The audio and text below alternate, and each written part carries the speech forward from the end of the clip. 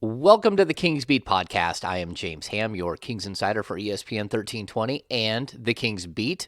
Joining me, Mr. Brendan Nunez from the Kings Herald and the Kings Pulse podcast. What's going on, Brendan? Not much, James. We're back at it after the All-Star break. You've called it multiple times to me the sprint, and I guess we're just in the first leg of that. We are in the sprint. Yeah, it's this is that moment where it goes by so quickly that you're just like, what in the world just happened? And I mean, when you're doing this for the first year where you're there full time, you're there as much as possible, it probably already feels like a sprint, but then it's a sprint that on occasion you get like a stitch in your side and you're like, oh, I need to slow down for a sec. Yeah, right? That was trade deadline, yeah, and then much needed All-Star break, and the game has slowed down for me. There it is. There it is. I think it batters you, like especially for when you cover a losing team.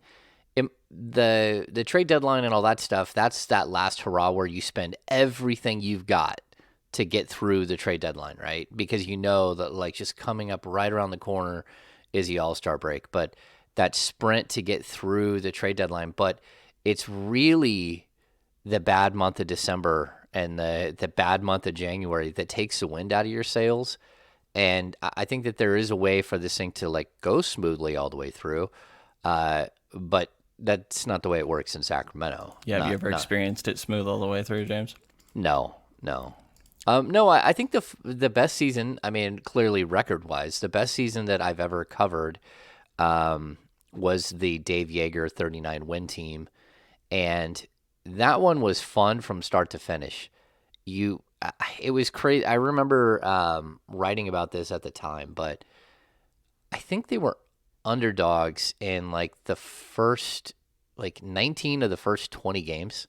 They were underdogs, and they weren't. They won a bunch of those games, and they defied the odds on almost every game. So like they were a good bet the entire time. You could have made, if you were betting Kings every night in the first half of that season, you would have made it absolute killing.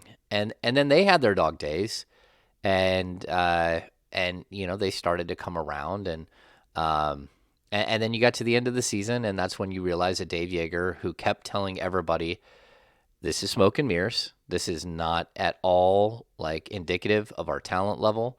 We are doing something that's like just different. We're running and we're shocking teams, but while we're doing this, I'm trying to teach these guys how to play basketball, and they're learning, but they need to learn faster. And we're going to get to a certain point where the season tightens up, and this thing goes a little crazy, and we're going to get thumped. And that's exactly what happened that year. I mean, like he knew exactly what his team was, who his team was that season. Yeah, and it was a lot of the half-court offense not being good enough, right? That when teams kind of locked in and made sure that they were slowing them down and just taking them out of their comfort zone in transition, where it was so easy for them with, players like I think Willie Cauley-Stein and Buddy Hield are great examples of not high IQ players, but the game is simplified in transition and they have skill sets that work well in that style, that once you hit the half court, it was just a little bit different and more difficult for that team. And, to kind of tie it into last night, I thought that we saw some pretty good transition play from the Kings. But when it got into half court situations, especially when Domantas Sabonis was not out there, the offense looked a little shaky. Yeah, I think you're going to get that. That's a little bit of the newness of a new team, of so many changes, and we got a lot to talk about today. We're going to go through not just the loss to the Denver Nuggets on Thursday night, but sort of the upcoming schedule, what we're really seeing with this team, because I think that it, strangely enough, it hasn't taken very long for you to kind of see what this team is after the trade deadline and the series of trades that happened. But let's just get started with the basics. If you're watching on YouTube, make sure right now, just stop everything that you're doing and go down and subscribe. We're almost to 1,000 subscribers, which is a huge milestone in the YouTube world. Give us thumbs up. Those are awesome. Jump in the comment section. We've had a lot of comments, but that's good. Like we want to foster that conversation as long as people are being nice and I don't have to kick your ass out. We're totally fine. But just make sure you're following through on those steps because that helps us build more of a following here on the King's Beat. Secondly, go to thekingsbeat.com and become a premium subscriber so you get all of the content and all of the invites to things like the happy hour and stuff like that. And not only that, but you really are supporting what we're doing here on the King's Beat. It's independent, credentialed media coverage of the Sacramento Kings and just something that you're not getting anywhere else. Lastly, if you like the hoodies and stuff like this, How could you not? Brendan's is it's on the way. Brendan's sweatshirt is on the way. There is a link down below to the King's Beat merch shop, and you can find that also. Like where if you're reading the bio of the podcast, you can find it as well wherever you're watching, listening, doing whatever you're doing. So we appreciate all of you guys out there, and let's get to some of the interesting things that we've seen over the last couple of days. First and foremost, Brennan, we're in a weird situation, which again, these are situations that I like with someone like yourself who's never been through an NBA season. All of a sudden, you're being thrust into this totally different thing, which on occasion this happens with the Kings, with other teams as well. But the Alex Len situation is tough, and I'm not quite sure.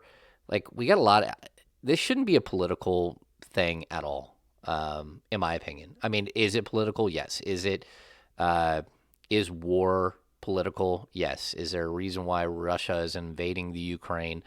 Yes, there is. We're not getting into those things. What we're getting into is a human element of the Sacramento Kings having a player who is born and raised in the Ukraine, who has his family in the Ukraine, and who is watching his country being invaded by a foreign power. And again, I don't want to get into politics here, but Brendan, what was it like for you to go through the last, I don't know, 24 hours? Because it's different, right? This is something that it's so much bigger than basketball, but you still have to, you're in it, you're in the middle of it, and it's a global crisis. It's not like something regional here in Sacramento, but all of a sudden you're having to look at the world in a different way, in a different, sort of cover the sport in a different way.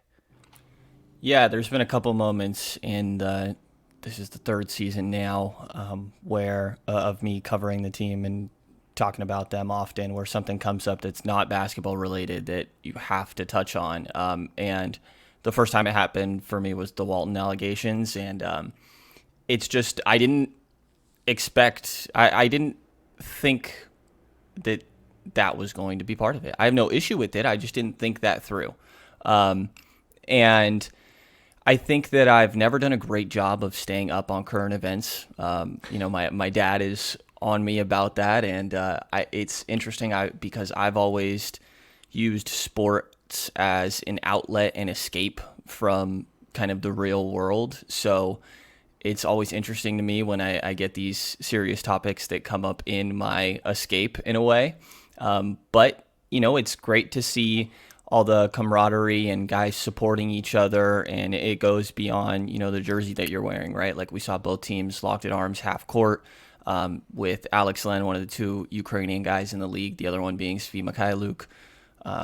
And apparently it was Alex Len's idea to go forward with this, and it was just a great moment of, just people supporting other people and understanding tough situations that are going on throughout the world, and just trying to show that that they care, and that while they are out there in a way providing entertainment, they're all players with real life family situations going on as well, and those are important to acknowledge, just like everybody watching as well. Yeah, I think my first season I got a taste of some of this, and it wasn't political. It wasn't anything like this. It was both Antoine Wright and Mario Ellie getting DUIs during the season, where all of a sudden you got to shift gears. I had to cover the like I remember Thomas Robinson got into a car accident one night. It wasn't bad, but I mean, it was bad on his very very expensive car, which he pretty much totaled. I mean, his engine was leaking out onto the ground, basically. That wasn't a good thing. He hit a curb going too fast going into his apartment complex right down the street from Marco, and we all like ran over there really quick because we had heard that there was a player in an accident. Um, so that's one of those weird situations where you're covering something different. I also had to cover two full blown relocation attempts early in my career, where, like I'm at city council meetings on a Tuesday night, on a Kings game on a Wednesday night, on some rally on a Thursday night, and back to a Kings game on a Friday night. Those things are bizarre. And then I think the biggest one that we had in Sacramento before this was the Darren Collison situation, where him and his wife got into a physical altercation. It's uncomfortable because you're not, we're not crime reporters, and we're also not political correspondents. So when we're watching players on the court, and then we're getting players, to talk about it, or coaches to talk about it in either pregame or in postgame, it is slightly awkward, and it's not our like wheelhouse. And I know people would like us to ask deeper questions, and but I've also had like a lot of weird responses in my feed about like, well, why aren't you guys saying anything about this conflict, or why aren't you saying anything about this conflict?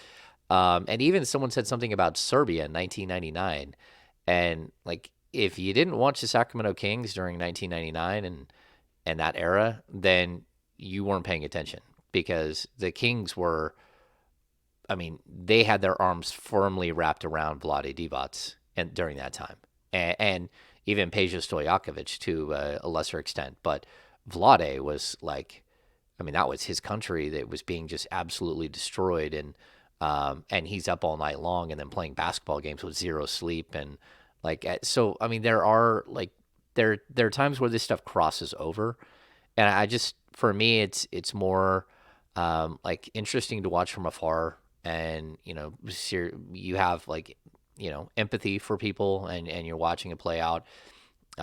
Even, talking to Domantas Sabonis is, his country isn't very far away, where his family is. And, I think Jason Anderson asked him a question about, it's Lithuania, right? Yeah. Being in a state of emergency because of all of this. And he said, yeah, I mean, this is scary times. Like, his whole family's there, and so I think it's just a weird time that we're going through. And I think this is going to be, because of Alex Lynn's connection, it's going to be a thing in Sacramento for a little while. Although the Kings are on the road, so we're probably going to see less of it in the next like week and a half, 2 weeks.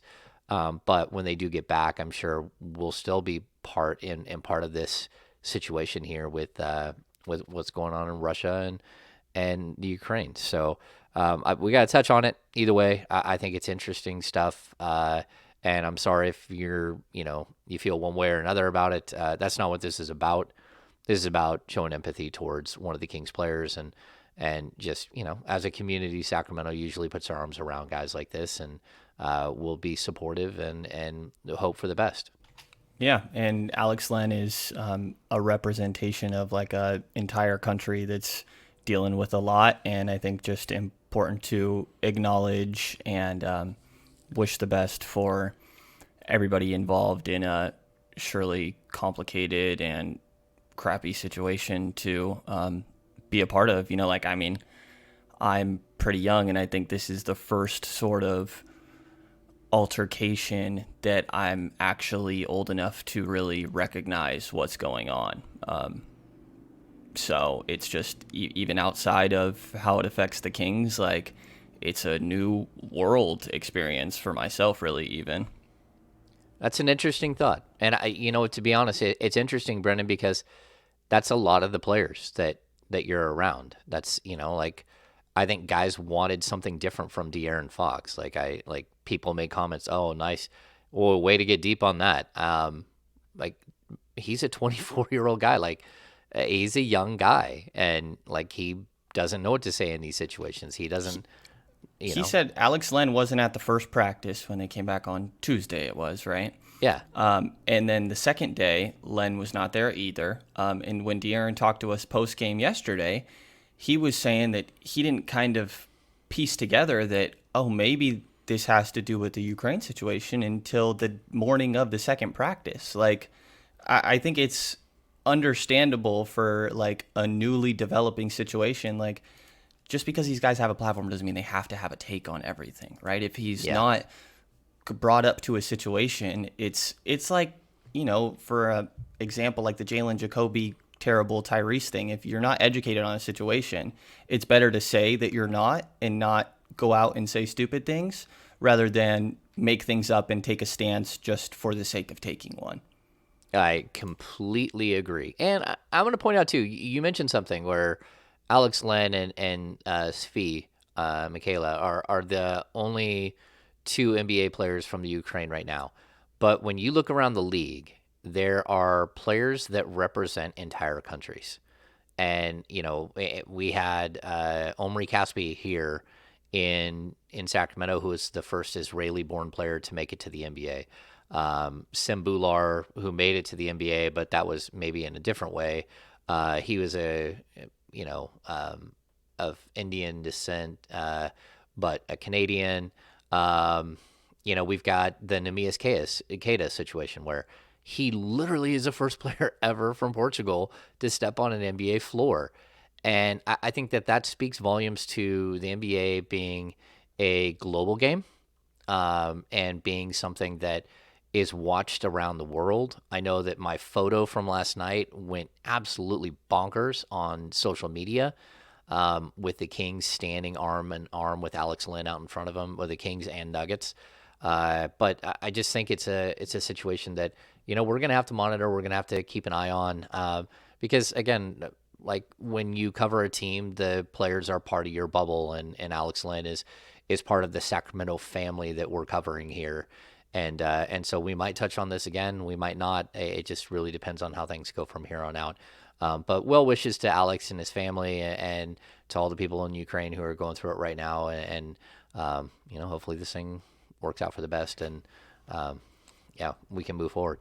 Yeah, definitely something that needs to be acknowledged and hopefully gets resolved as soon as possible. But just like the way I said that I always used sports and music was the other big one for me as an outlet and escape from reality, kind of the thing I came to accept over the last year is that, like, well, now I get to provide that outlet. So while I think some people may take it as like insensitive that you just keep up your coverage, that's the way that I view it, is I'm supplying an outlet to and that's what you have to do yourself. Yeah, that's what you have to do. All right, so let's get to a couple of things. The Kings lost to the Denver Nuggets. I don't even know the final. Was it 128-110, I believe, right? We get to see Domantas Sabonis, the superstar, flat out. That's what he was. He was a superstar against the league's MVP. He was the best player on the court. He was absolutely spectacular. But before we dive fully into that, I want to acknowledge something that is uncomfortable for some people in Sacramento, and that is that Michael Malone won his 300th game as a member of the Denver Nuggets. Super happy for Michael Malone. Getting to know Michael Malone during the very brief Malone era, he is one of the coolest dudes you're ever going to run into. He's funny. He's witty. He always had something, some soundbite that was like waiting to go viral. When he compared DeMarcus Cousins and Isaiah Thomas to Danny DeVito and Arnold Schwarzenegger and called them twins. Those are moments with Michael Malone that you don't forget. Like, he is a breath of fresh air, and the fact that he lost his job the way he did in Sacramento was shameful and ridiculous. And I did an 1.5-hour podcast on this years ago, and just the horrific stretch that the Kings went through in the early stages of Vivek Ranadive's ownership. Mistakes were made, and Michael Malone's a good man. Super happy for him. I hope he continues to coach the Denver Nuggets for a long time. I think he's a spectacular coach. And I honestly believe the Sacramento Kings would have snapped their playoff drought many, many, many years ago if they could have just got out of their own way and kept Michael Malone and, had him build something. So big hat tip to Michael Malone. And I know, Brendan, you weren't there to cover any of the Malone era, but, this is a guy who coaches defense but doesn't have defensive players most of the time. And then his teams are good. They're creative. They're different. I enjoy watching the Denver Nuggets play. Yeah, I mean, how can you not, right? And I think it's a style that Sacramento should look to model themselves after. They need a Mike Malone. If you don't want to dive into it, no problem. I know we have plenty of things to talk about, but I don't have a great understanding of the process of Malone being moved on from and exactly what happened there. I don't know if you can give me the spark notes. Yeah, I mean, basically, a young owner chose to hire a coach first. That was the first thing that Vivek Ranadive did as an owner with Sacramento Kings. He went out and he brought in, because Vivek came from the Golden State Warriors, who's a minority owner there. The first thing he did was he hired Michael Malone, who was Mark Jackson's lead assistant in Golden State, and he's a guy that most people in Golden State at that time said did the coaching. He was the coach of that team, and I know a lot of people love Mark Jackson. Not a lot of people within the walls of Oracle enjoyed him as the coach there, and they really did believe that it was Michael Malone who really set them up for what would become the Steve Kerr era that they rattle off championships after championships and all that. So we brought in Michael Malone, but there's always this issue, and the Kings repeat it and they repeat it. It's like they literally are stuck like reading the back of a shampoo bottle where it says rinse and repeat, where they just keep hiring coaches before they hire GMs. So they hired Michael Malone, and then not that long afterwards, they hired Pete D'Alessandro. This is leading up to the 2013 NBA draft. Pete D'Alessandro and crew were working together with Jeff Petrie and his crew. They were going to do a peaceful handoff, and 2 weeks before the draft, they the Kings decided to terminate Wayne Cooper and Jeff Petrie and their entire staff, like on a whim, out of nowhere, and go into the draft on their own and draft Ben McLemore instead of C.J. McCollum or Steven Adams, or the guy that Jeff Petrie had a dossier on, which was Giannis Antetokounmpo.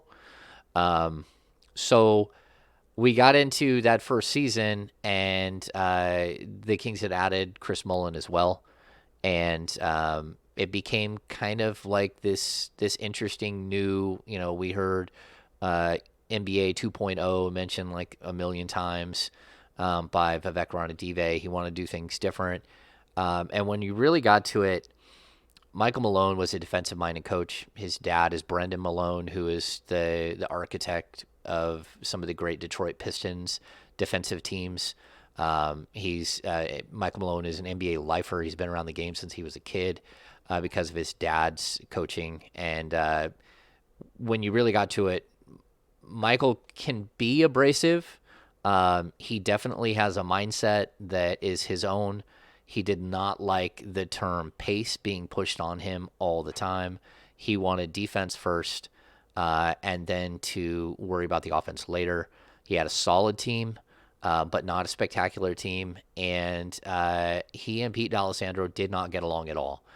And, it started late in his first season when Isaiah Thomas got hurt, and the Kings were down to Ray McCallum as their only point guard on the roster, who was a rookie second-round pick.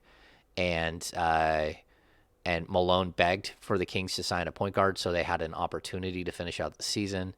And Pete D'Alessandro responded by signing Royce White, which I'm not sure if anyone knows Royce White, but he's currently making a congressional bid in Minnesota against I can't remember her name, but Royce White is someone who is an advocate for mental health issues and who has struggled with mental health issues. And the Kings wanted to give him a look even though I don't think he ever scored a basket in the NBA, and he was a top 10 pick, I'm pretty sure, and was out of the league very quickly.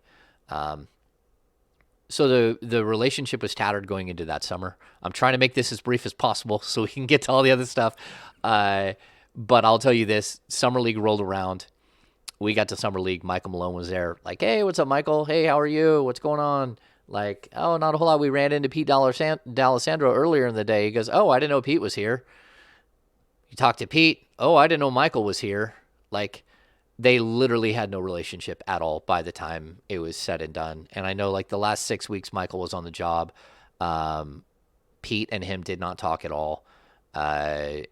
Michael Malone would walk past Pete D'Alessandro's office to go down to his own office.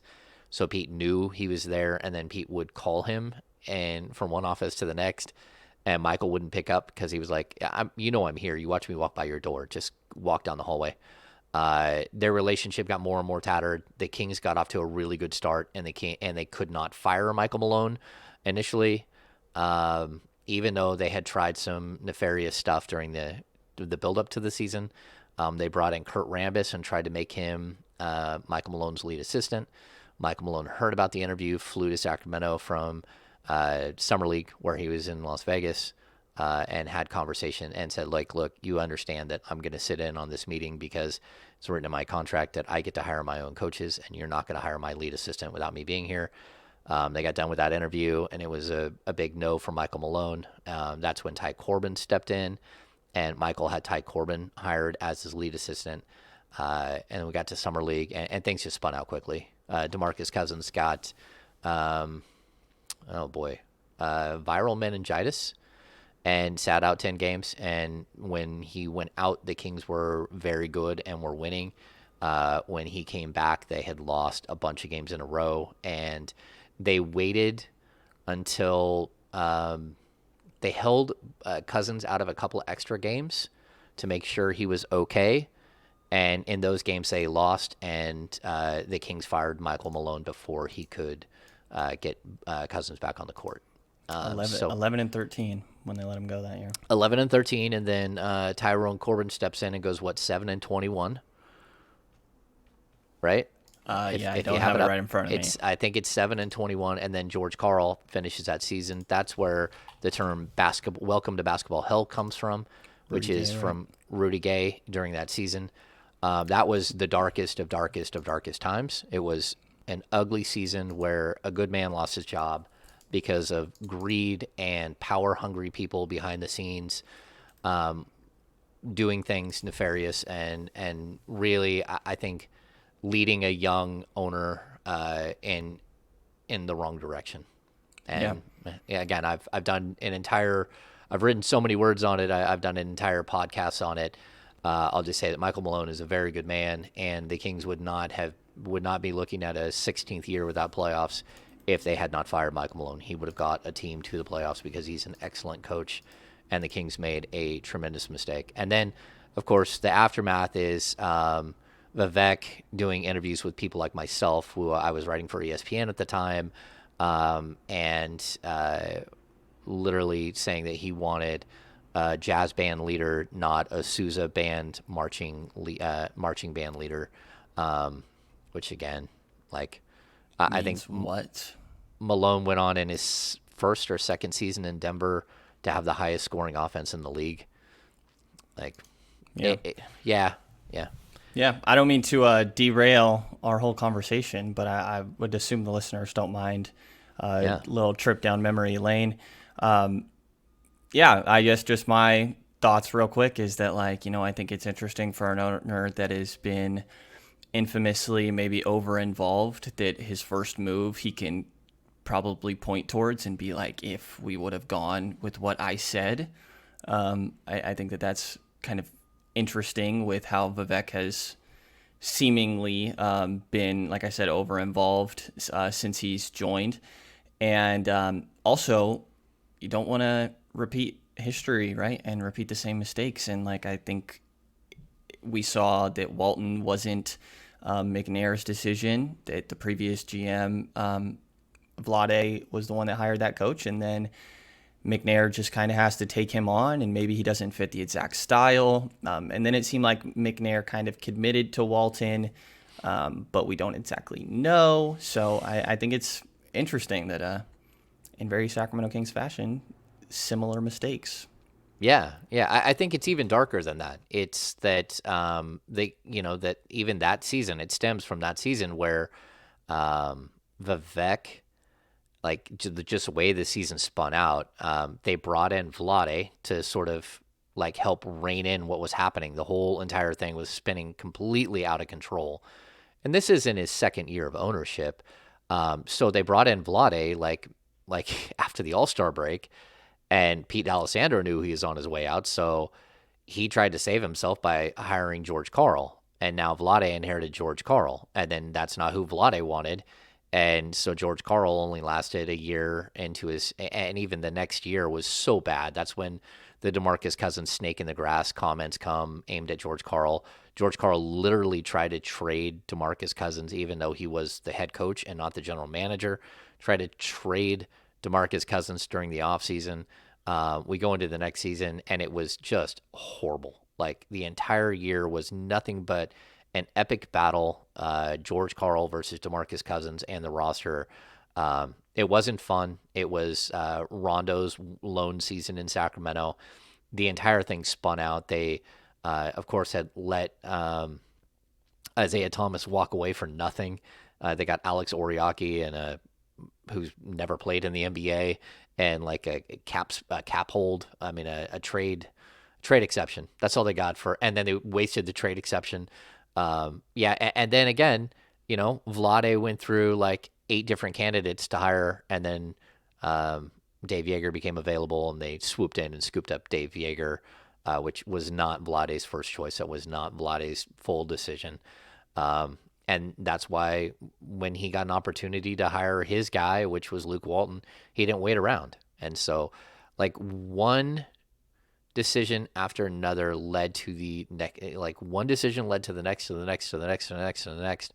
None of them were made with the best intentions by specific people, and so that's how you end up having dysfunction and chaos and 15 years of basically ineptitude.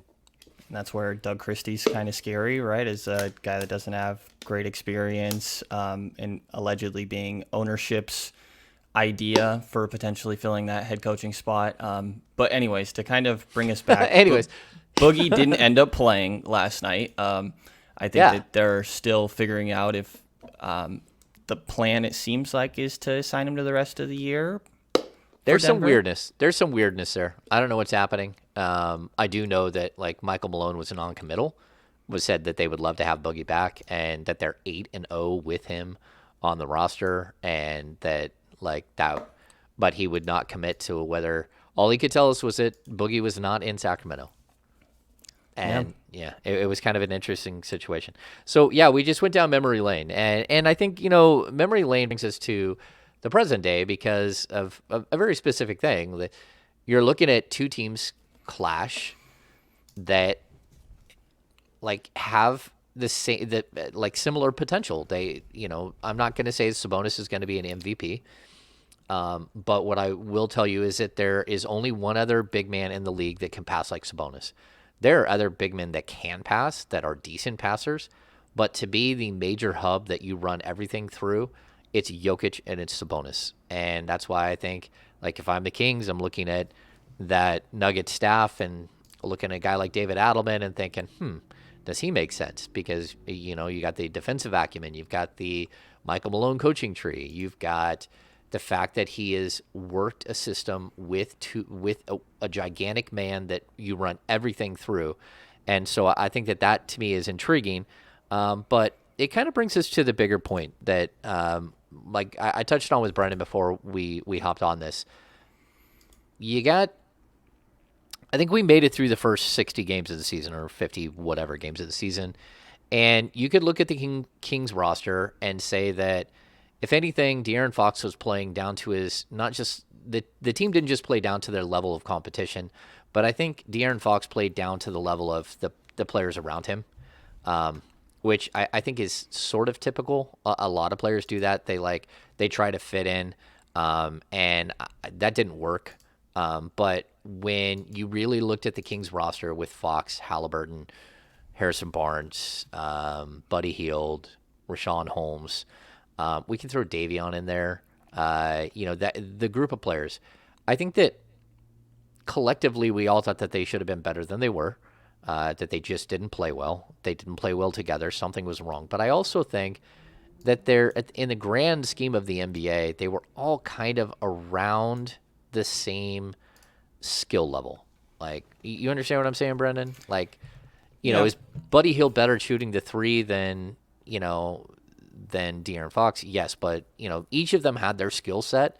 But in the NBA landscape, we keep saying the Kings need another Harrison Barnes. They kind of have a team that was built around players around that skill level. 18 to $20 million players, maybe a little bit less, maybe a little bit more, but guys that aren't going to be a game changer. They're not the number one, maybe not even a number two option on a strong playoff team, but they're still good NBA players, and they should have played better than they did. And if I worked from that sort of understanding, which is my understanding, it's not Brendan's, it might not be yours. And my opinion of it is that it's that when you take a bunch of those players and you switch them out and you put Domantas Sabonis, all of a sudden we have this gigantic gap in talent. You go from Sabonis and then Fox and then Harrison Barnes, and then the drop off is so incredibly steep, in my opinion, that it really does show you how the team can improve quickly, and what they need, and how they need more talent, but specific talent, and how some guys need to step up or they shouldn't fit into what's happening here. Am I off base here, Brennan, with my assumption of that? I think that Fox is a guy that I would put in the Sabonis tier, but the play that he had been contributing earlier this year, he wasn't showing enough for me to actually be comfortable in saying he was, clearly better than Tyrese Halliburton or Harrison Barnes. But I still think it was like those three guys, and you still have a top three now.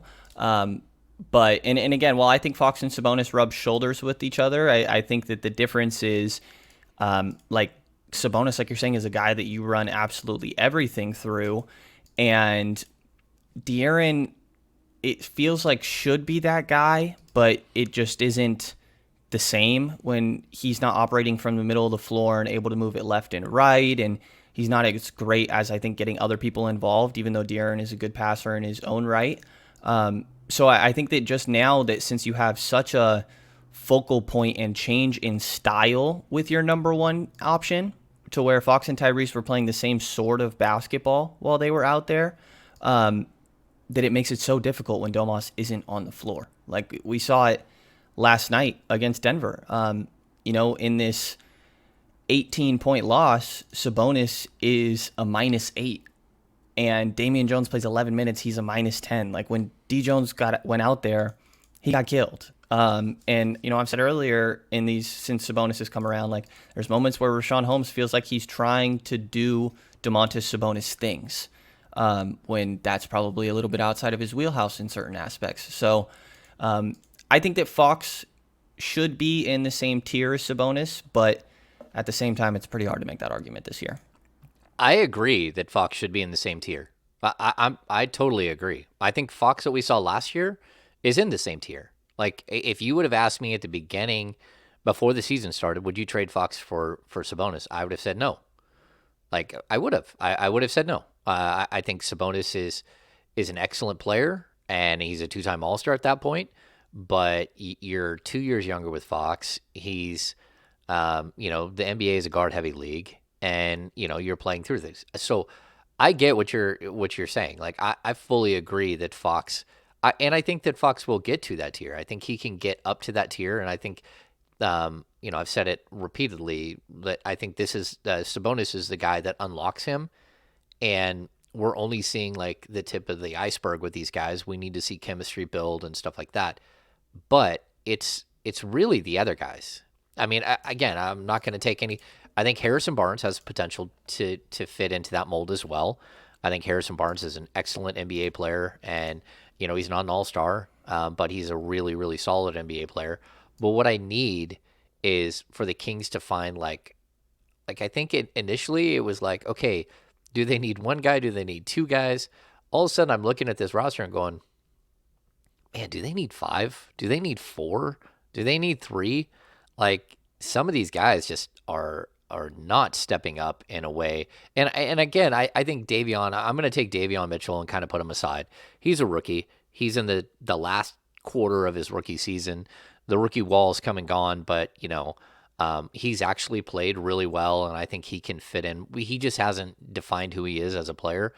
But I'm watching guys like Justin Holiday, and I'm watching guys like Dante DiVincenzo, and each of them, like, first of all, I think Indiana, you can see the drop off between Sabonis, a Sabonis player, and a guy like Justin Holiday, and it's not to just totally trash Justin Holiday. He's an NBA journeyman, but get to a guy like DiVincenzo, and DiVincenzo looks a whole lot different on a team with three stars, one superstar, one multi-time All-Star, one exceptional player who for some reason never makes an All-Star team, and Drew Holiday.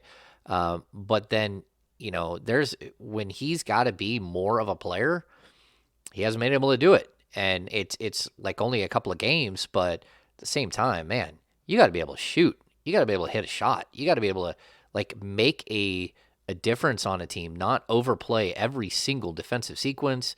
I think, again, there are guys trying to find their pecking order and trying to figure out how they fit in. But I also think that you're seeing pretty quickly that the Kings need more talent. Yeah, I think to your point, I don't think there should be moments of a lineup that doesn't have Fox, Sabonis, or Harrison Barnes, which we saw last night, and that was tough. But I think, like, to your point, after those three guys, which I think all have the potential to be in like the top tier, then the lineup we're talking about is Davion Mitchell, Dante DiVincenzo, Justin Holiday, say it's Trey Lyles or Mo Harkless or Chimezie, and then Damian Jones or Alex Len. And it's like all of those guys are like an eighth guy on a team, right? I think it's kind of like to your point here. No, I think that's exactly my point. Like you can't have a lineup, a rotation with a bunch of 8 through 12 guys that if you're going to be competitive. And so, like, man, Monty McNair has a ton of work to do. And, like, I'll even say this, like, when Jeremy Lamb sticks out as, wow, look how good Jeremy Lamb is. That's when you're like, oh, it doesn't speak so much about Jeremy Lamb as it does about Dante DiVincenzo and about Justin Holiday. And I need to see more DiVincenzo. I'm done seeing some of these guys. Like I know Trey Lyles got an opportunity to play in the game last night, and he played like 5 minutes in the first half. Okay, I'm good. Yeah. I'm ready to move forward. Like we don't need to keep figuring out if that's going to work or not. I don't see a way that works. I mean, if you want to be a good team, then you need more talent, and I think it's pretty clear. Yeah, and I think the answer is, rather than trying to make some of these guys that are maybe ideally the eighth guy in a rotation, trying to hope that they become the caliber of a fifth guy or sixth guy, you just need to go and get somebody that is already the 4 or 5, so that way everybody else's responsibility goes down. Because I think that some of these guys we mentioned are quality role players, are good guys to be your seventh guy. Like, I think that Dante could work his way to being the fifth starter on a good team, like we saw in Milwaukee. And those are different circumstances with the 4 others surrounding him. But really, you need to go and find somebody that is the third, fourth option on a team already, and everybody else gets to bump down the pecking order a little bit and have less responsibility. Because yeah, sometimes I think that they're playing outside of themselves, but then there's also moments where I look around at the lineups they're on, and I'm like, man, who else is going to do it? Yeah, I just know that, like, when I'm watching and this team can't hit a 3-point shot, and you can say what you want, like, you can look around, well, Buddy Hield's gone, but Dante DiVincenzo shot like 38% from three last year. Justin Holiday shot 38% from three. What you can't have is the two guys playing shooting guard combined to score 13 points on like 3 of 9 from three. You have to have more attempts. You have to hit more attempts. And we keep getting to this point where like you want to give Harrison Barnes like, hey man, this is like an opportunity for him to fit in perfectly. In what world does Harrison Barnes take 7 shots? In what world does he go 1 of 2 from three? If he doesn't decide to step up and be a guy who will take 6 to 8 3-pointers a game, then he's not part of what you need going forward. You have to have that. This team has to have a small forward or a power forward that shoots that many threes per game in order to create the spacing for Fox and Sabonis to work. I don't understand it. I don't understand how they didn't get him involved and how some of these guys who are taking threes aren't taking enough. They aren't hitting enough. Again, the one guy I'll kind of circle is Davion, who just kind of knows his role and does his thing and is sitting there ready to fire it every time. Nothing is off balance. Nothing is crazy. He's ready. And then I'm watching a bunch of crazy off balance, like unsustainable basketball from some of these guys. And I think that's what it comes down to. Like, that is unsustainable. What you're doing there, that is a low percentage shot, like most of the time. Yeah. I rewatched a little bit of that Chicago game, and only about through halftime, I was like, man, there are so many shots where it's 18 seconds, 16 seconds left on the shot clock, and you're taking a semi-contested shot. Like, it's an okay look, but it's bad for the sake of you still have plenty of time to try and get a good look. And I kind of started keeping a log a little bit as we went through yesterday's game of, how many shots, and my hard line was 16 in the shot clock. No more time or less time left than that. And the fourth quarter probably didn't even really count because the Kings just fell apart. But I had 8 different shots of, wow, that was a horrible shot really early in the shot clock. And I don't think a single one of them came from Davion Mitchell. I think one of them came from Domantas Sabonis. And one of them I wanted to put down, but he made the 3, so I couldn't really complain.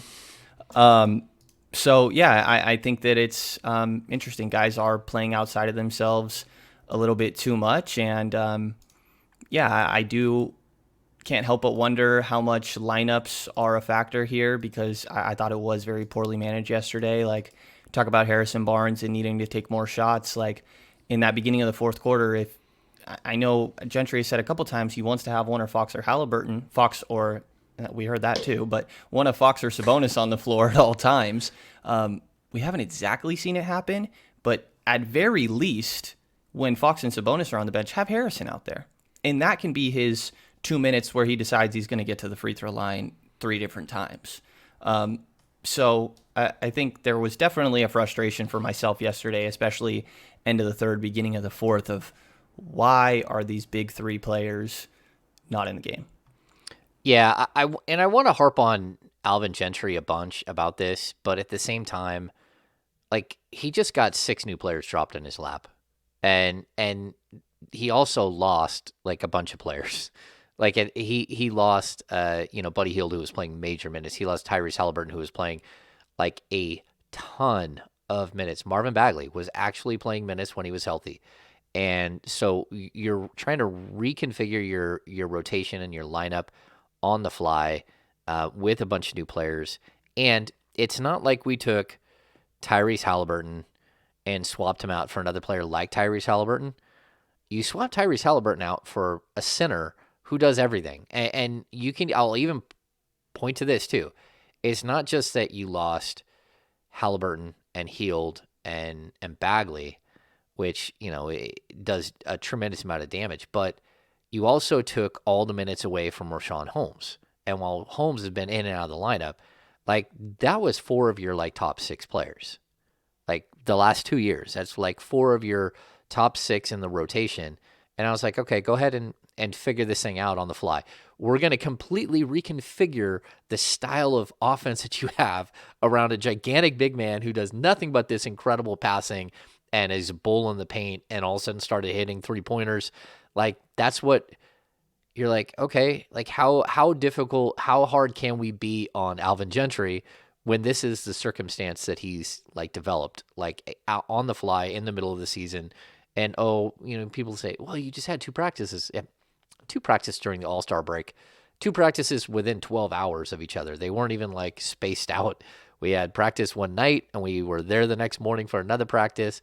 Like, and at the same time, you're dealing with one of your players going through a catastrophic invasion of his homeland. So I'm going to give Alvin a little bit of a leash here, but at the same time, I need players to be better. And maybe I'm going to give Alvin a leash, but I'm not going to give some of these players the same consideration. But Brandon, it really, to me, it comes down to like hit your open shots. Like you don't have to hit them Yeah. all, but hit some of them. Yeah, and I think that Justin Holiday, Dante DiVincenzo, Davion Mitchell, while I thought he played really well, actually played 18 and a half minutes straight to close the game, which is insane. I had to like quadruple check this. Ridiculous that he played that long. He looked absolutely gassed at the end of that game, and he played really, really well despite, I think if you just glossed over his 7 points on 3 of 10, 0 of 4 from 3, you wouldn't. His stat line isn't telling for how impactful he was in that game. They really needed his perimeter containment, but he wasn't hitting shots. Like I said, Holiday, DiVincenzo. The one thing that stood out to me in post game was that De'Aaron got asked about playing alongside DeMontis and what that's kind of been like. And the wording that caught my attention was De'Aaron saying, "We don't want to waste a performance like this." And it's just, especially coming from De'Aaron, right, a guy that's had so many wasted appearances and great games, that he did kind of do that. I mean, Fox probably had 6 points in the final 3 minutes that make his stat line look better than I thought his performance was. He was pretty quiet in this game where DeMontis was outstanding. Yeah, I thought first of all, the Nuggets do have some long defensive guys that they put on him, and they got under his skin. Like you could tell early on, they got under his skin. He even tried to finish a quarter or half by like attacking. You could say, "Oh, he's not giving that ball up. He's pissed." And then I think even that he either missed a layup or he got it swatted. So overall, you're right. He didn't have the game that you thought he would have, but I think we're gonna have growing pains with some of the key players that are trying to figure out how to work around each other. Again, you're really asking De'Aaron Fox to like give up the ball a huge percentage of the time. And I thought it was even interesting. Alvin Gentry was asked about that, and he said, like, look, well, a lot of the time the ball's going to run through Domas. That's just the way it's going to go from here on out. And so I think there are going to be nights where like Fox has his assist numbers, that are low, and both him and Sabonis both turned the ball over 4 times. That wasn't good, and a lot of live ball turnovers. They didn't have like an obscene amount of turnovers, but they led to 18 points on the other end. It's something that this is plagued this team forever, but I think a bunch of guys did it in that game. DiVincenzo had, I think, 3 turnovers in limited minutes, 22 minutes. Anyway, I do think that there's a lot of chemistry issues going on. I do think that there's a lot to learn from what we're seeing. But I also like that I feel like the Kings world has been so unbalanced where while I don't think he had to take all of this on himself, I think the weight of the Kings world was so heavy on De'Aaron Fox that he was, trying to push this gigantic rock up a hill, and he thought he was doing it on his own. I think all of a sudden, like they just put in a pillar next to him and said, "Okay, Sabonis is here now. It's not just all you." And I think we're starting to see that, where the anguish of being like the face of everything and the reason why they're losing, and like you get off to a rough start, so your team loses nonstop, and like I just think the weight of the world was on De'Aaron, and I'm starting to feel like he now has a partner that will share the weight of the world, and who's actually so incredibly strong he might be able to carry more of the weight than Fox is, and I think that's a good thing. Definitely. It'll take some getting used to for both of these guys. I think we've seen games where each of them maybe stands out, but the other one looks a little uncomfortable while letting the other one have their moment. And we'll see them continue to synergize and grow their chemistry as this year goes along, and have more games where they both perform exceptionally in the same night. And, when it comes down to it, like, while the fourth quarter made it for a pretty disappointing ending, they played really well, I'll say offensively at least, in these first three quarters. They were battling against what is the reigning MVP and a team that is sitting in the 6th seed in the Denver Nuggets. And there was a really good energy in Golden One Center when Domantas Sabonis, I think, took it down the court himself after a board and had this spin move into a pass to DiVincenzo, who hit an open three. Golden One Center erupted, and there's just more moments where you see it. Like, if they can put it together and maintain what we just saw for 3 minutes, there's something here. And I think that these first three quarters, like, we saw a lot of that on offense against Denver. Yeah, I mean, and look, Denver has won 4 in a row, and they've actually played really well. They're a team that is on the rise, I think. I think they're a team that will probably end up being the 4 or the 5 seed in the Western Conference when it's all said and done. I think that they are one of the I think they're one of the better constructed teams, and Michael Malone's had to do this without Michael Porter Jr. or yeah. God, why are we drawing blank? Jamal Murray. Jamal Murray. I mean, he's been gone for so long. Like, the fact that they're in the position they are in, and they haven't been able to add, like, players that step in. But when I look at Austin Rivers, which as a player, just to be like, he's one of my least favorite players in the league. Actually, I will very quickly, I'll tell the Austin Rivers story. Kings were playing the Clippers. Austin Rivers, I think it was preseason. And this was at Arco. And at Arco, the visitors' bench was here, and then behind the visitors' bench was a tall table that was big enough for like 5 media members to sit at. So there was a time where I sat on the court for like 3 years. There was also a time where I sat in the corner right behind the visitors' bench, caddy corner. When players stood up, you lost your view of the court, but either way, it was a good spot.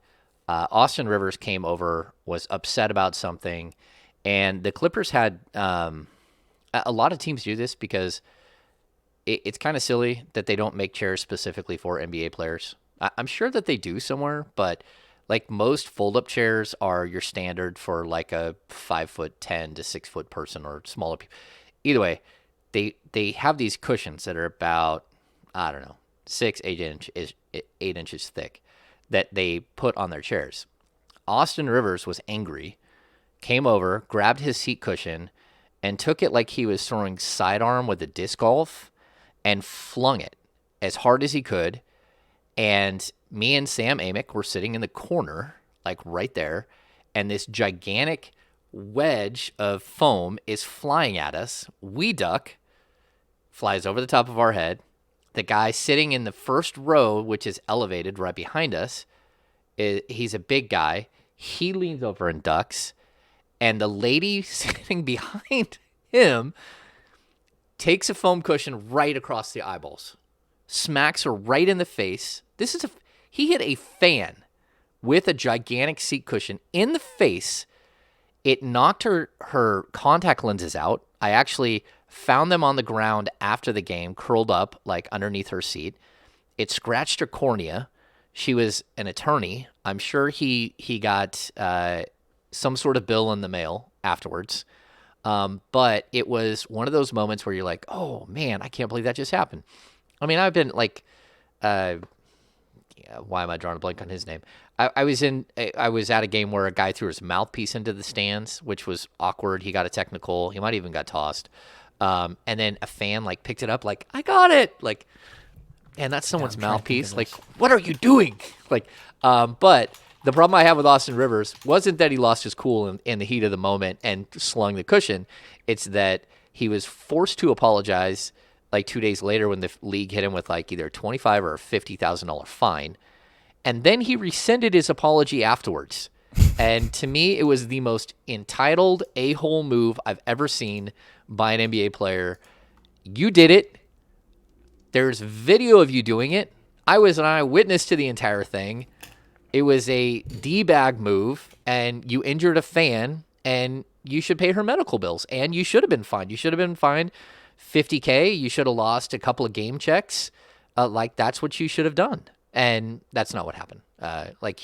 He literally took back his apology and said he did nothing wrong, and was like, "Come on, man! Is that your guy?" It was a joke on King's Pulse with Rich that one offseason when they signed Corey Joseph, that we did kind of position different pods for guys that could be available. And for the guard that I know they needed as a backup guard, I said that I liked Austin Rivers as one of like the 5 options we laid out, like a top 5, right? I put him like 5th or something. And Rich was so against me.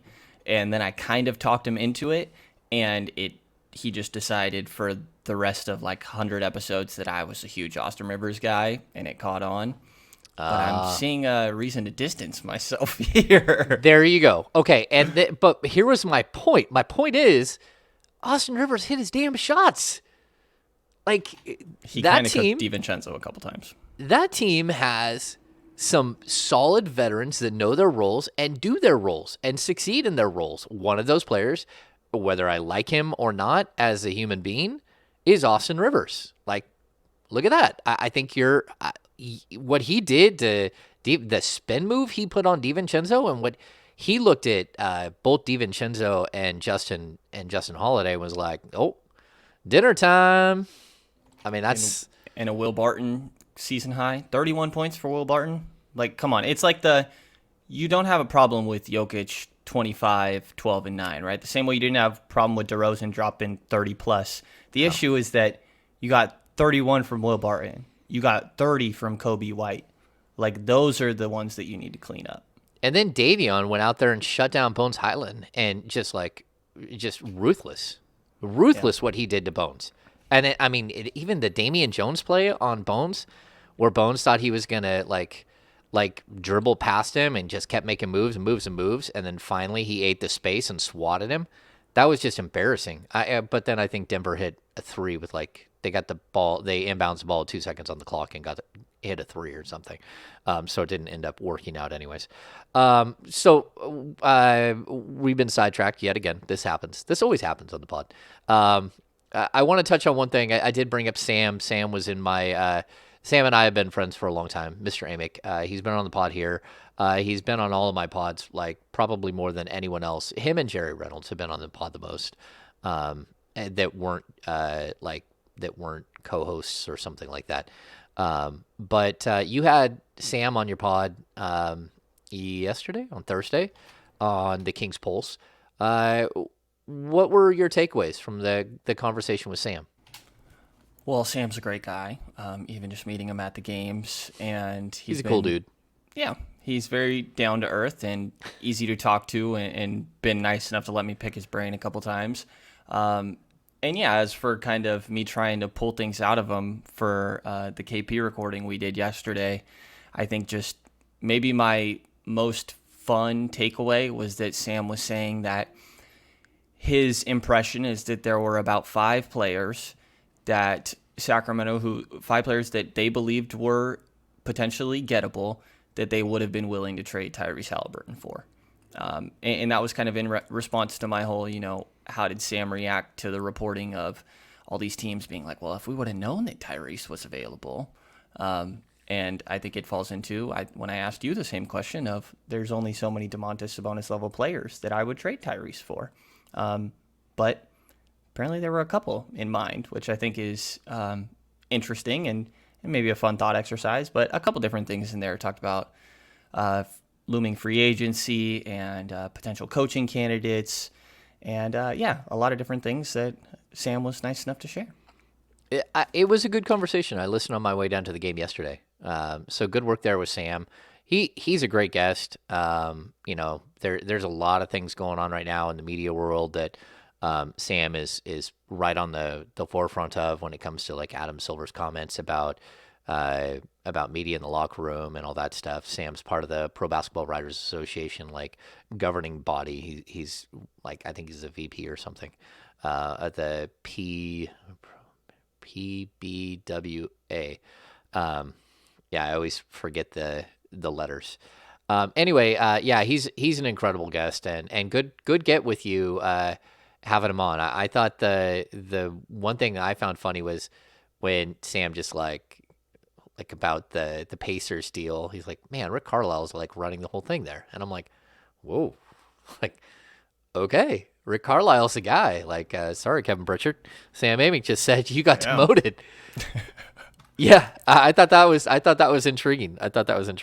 Okay, so let's finish up here. Let's get to the business of basketball. This is fun because I think number one, it was kind of like spurred on by your conversation with Sam, because we're like, okay, like we were all sitting around the dinner table, like I wonder who the five could possibly be, right? So clearly Sabonis, clearly Ben Simmons, clearly probably Pascal Siakam, maybe John Collins, maybe not. Like we were starting to piece Jaylen together. Brown, Brandon Ingram, like just Yeah. ideas. Yeah, exactly. We're like, okay, like who would fit if you were gonna do something like that? But it leads us to a bigger topic that I think, it's one thing if we're looking at the Kings right now and saying, hey, look, how do they get better? How, like this isn't good enough. This isn't good enough. Like, but who is going to be available? And I think the one thing that the Kings missed out on an opportunity, and I know they had plenty of conversations with the Portland Trailblazers leading up to the trade deadline, because I know for a fact that there were conversations about Marvin Bagley and Robert Covington. There's a lot of things that were happening up there. But I think the Kings totally missed out on a guy like Norman Powell, who maybe is a little bit older, but really does fit into that realm of Harrison Barnes level player, right? And I think it brought us to the question of like, if the Kings, what did they do this summer? Like, if you're let's just single out one position here. And to me, the shooting guard position is now pretty wide open. Like, we're seeing Justin Holiday's on a contract for 1 year. We're seeing Dante DiVincenzo, who's a restricted free agent. Davion Mitchell is going to play both the 1 and the 2. Terrence Davis is going to come back at some point next season. But if you had a way to improve this team, one of the biggest ways might be to find an elite 3-point shooting guy. And we saw one go out the door, Buddy Hield, who, whether you love him or hate him, whether you live by him or die by him, Buddy Hield still, I think he's still second in the league in 3-point attempts, right? Or 3-point makes. So he's a dude who gets up the ball, and the Kings clearly need that. We already see it. In order for Fox and Sabonis to work, they need shooters. So, Brendan, we had discussions on this, but like, who are some of your favorites? Like, if you're looking around the league and saying, that would be interesting. Yeah, it is kind of interesting to try and figure some of these out. I think that while the 2 is an interesting opening on this team and they do need to fill, I kind of look at the 4 even more so. And it's easier to get shooting from your 2 than your 4 if you're talking about elite shooting, right? But I think that guys that stand out to me are, who can you swap Rashawn Holmes for? And like PJ Washington is a name that we've mentioned before, a name that I thought there was potential with at the deadline, and we've heard Holmes linked to Charlotte before. I know you like a different Clipper. I kind of like the idea of Marcus Morris. Add some size, toughness, shooting to the Sacramento Kings team. John Collins obviously fits that, but he's a higher caliber player that I think is pretty obvious that people would be happy to add to this team. Yeah, so I think that there's a couple that stand out, but really when you're going through, we're going through the free agent list together yesterday, there's so many guys, like everyone that we're talking about has an asterisk. Like, I think the Kings probably have 3 different boxes that they want each player to check, right? They have to be a good 3-point shooter with volume and efficiency. They have to be average defender, ideally better, but at least average, right? And really, they need a little bit of playmaking on this team still. So everybody that we ran into wasn't checking like one of the boxes. There's no perfect fit on this team, really. Well, they are. They're just really, really good, and the Kings aren't going to get them. Fair enough. I mean, like, being honest, like, there are players that can check every box, but, the Kings aren't in on the Donovan Mitchell sweepstakes. If a star level player comes up, the Kings may have already, like, given up, like, the best they've got. Like, we might not see that happen again.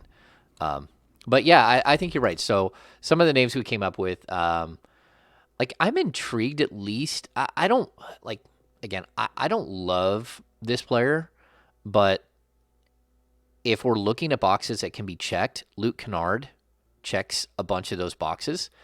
And Norman Powell is now going to be the starter there, and Kennard's going to have to be something different. So he's a guy who can really shoot the ball, high IQ player. He does actually play reasonable defense. He does make reasonably. So I like Luke Kennard. He's on a contract that would make a lot of sense if you were to do like a straight up swap for a guy like Richaun Holmes, which I think would make both teams way better. Like, I just think it would fit, and I actually think he's a more consistent knockdown shooter than anyone else that Kings have at this point. I'm kind of intrigued by Malik Monk, and I know a lot of people aren't. They're like, oh, come on now. And I just think that there's a connection there with that, of course, is De'Aaron Fox's backcourt mate at Kentucky. And so there is ties there, and I think he's going to be much less expensive than most people think. I mean, he's on a league minimum deal making $1.8 million this year, and he might play his way into like a really decent contract because he's played solid.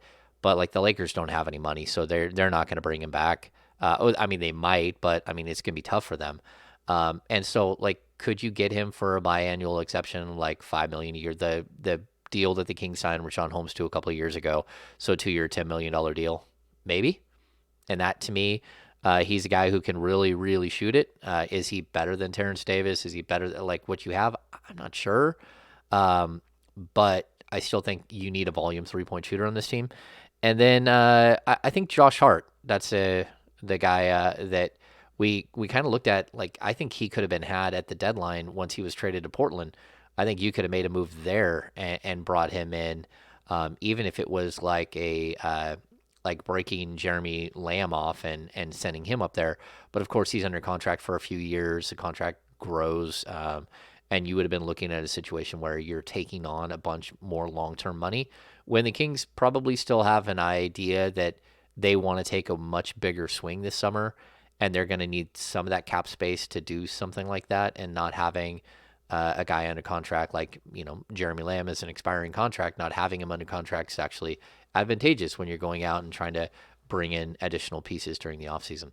So those are three guys that I kind of look at, and I would love to say that I think that there are guys that are way better that are obtainable by the Kings, but I'm not sure that there are. Like, we got to dig deeper into this and see if there's some other, like, mystical beast that's out there that could step in. But what the Kings need are players that are top 6, 7 of the rotation and are better than what they have right now. And I think some of those guys fit that mold, but none of them are perfect, like what you said.